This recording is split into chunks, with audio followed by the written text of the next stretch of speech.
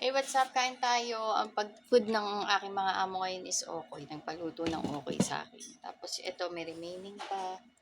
Kumain kami kaninang umaga. Tapos ngayon, tapos may natira pa. So, kainin natin. Tapos meron din kami si Charon na malaki. Ang laki naman eh. Kain tayo.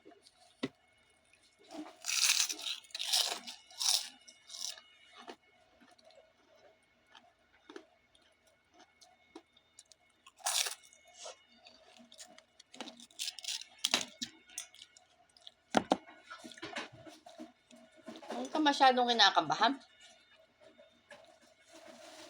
Ikaw lang naman ang gumagamit niyan. Hindi ginagamit ni Bake yan.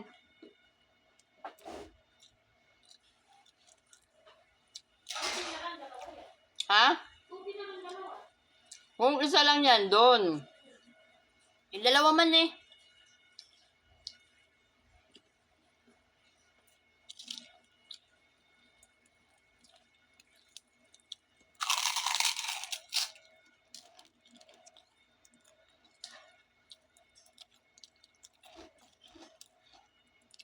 Kaya ko naman. Ayan na, nakakuha na ako ng ice. Okay. Okay na.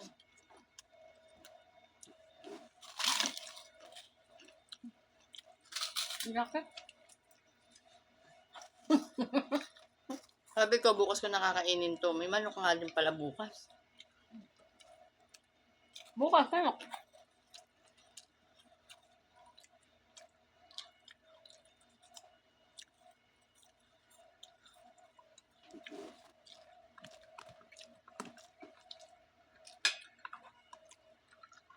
Talagang kainin mo. Kaya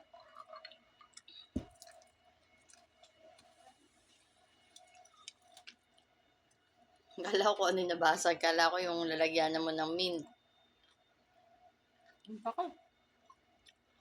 Doon kasi yung nakabatong sa tuwalya, nahila kong tuwalya. Okay lang yun. Masyado ka nagpapangamba. Nandun na. Ikaw lang naman gumagamit nun eh. Buti na lang, dalawa. Dalawa yung binili. Ewan bakit. Hmm. Pag nagbisita kasi yung mga yan, nagtsahi, isa din isa doon. Ayun. Mm-hmm. Isa sa lalaki, isa sa babae. Mm-hmm. Diba? Yan ang mahirap. Yun ang mahirap. Pero, mga babae kasi yung asukal, ganun. No, yun nga. Kaya isa lang din ang gagamitin mo. Ganun naman gusto nila asukal. Kaya wag ka lang kabahan. Huwag na magbisita. Wag na magbisita para hindi nakabahan si Rowena. Huwag na sila bisita. Kaya ako sa kutsarang kanin. Wag puno ah.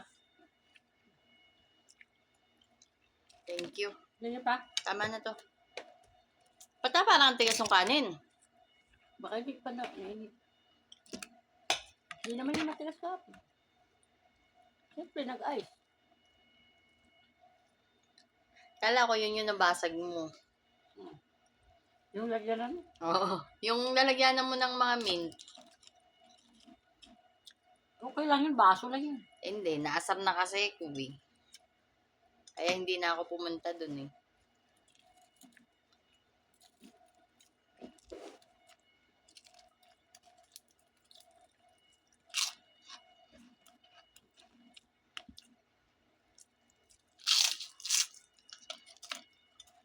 Bakit ganyan?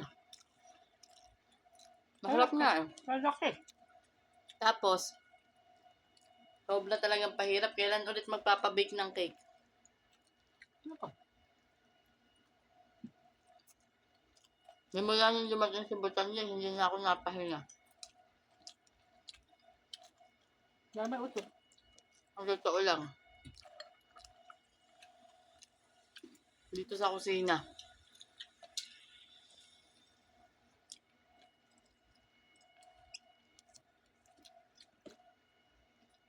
Tapos may magbibilot na naman ng waraginap. Ano ba?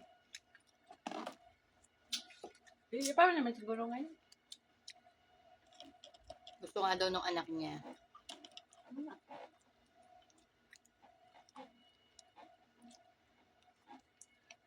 Palagay ko hindi ko maubos. So, amin na ulit yung lalagyanan nito.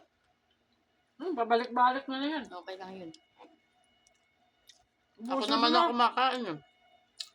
Ubusin mo na. Hindi ko maubos.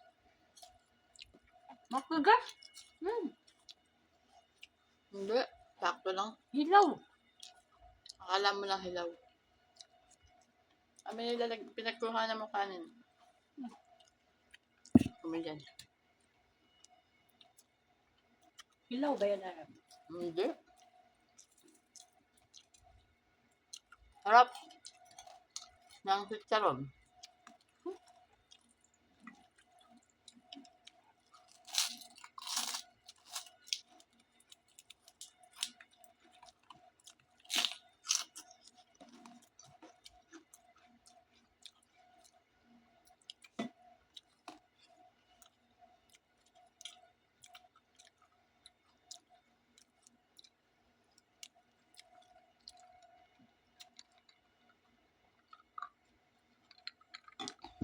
Kapoy. Apple. Or tapos ko linisin yung kwarto dun sa taas. Kay mata.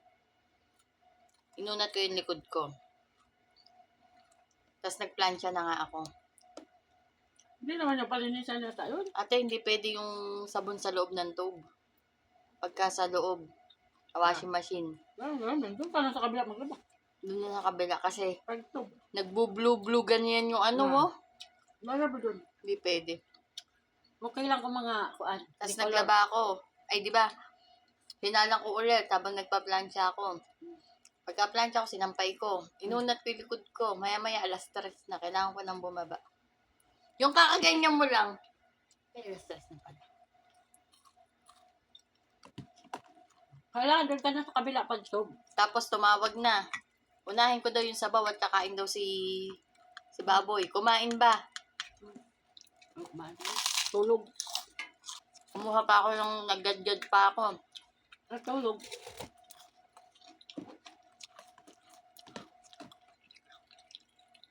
Kumain yun kanina pa. Nag-inom lang ng kape. Hindi, may order kasi siya. Mga pagkain. Ah! Sabi niya sa akin, line ako ni order. Ay, wag na. Sila yun ang pala. Yung daganti na yun sa taas. Tapos doon na, nagkulong na sa kwarto. Kaya pala. Kung kain yun. Nagmamadali. Yan ang hirap eh. Nagmamadali siya. Hindi niya alam yung katulong niya. Hirap na. Pagkain. Pero may na yan. Alala sa nabasag. Okay lang yan. Bye.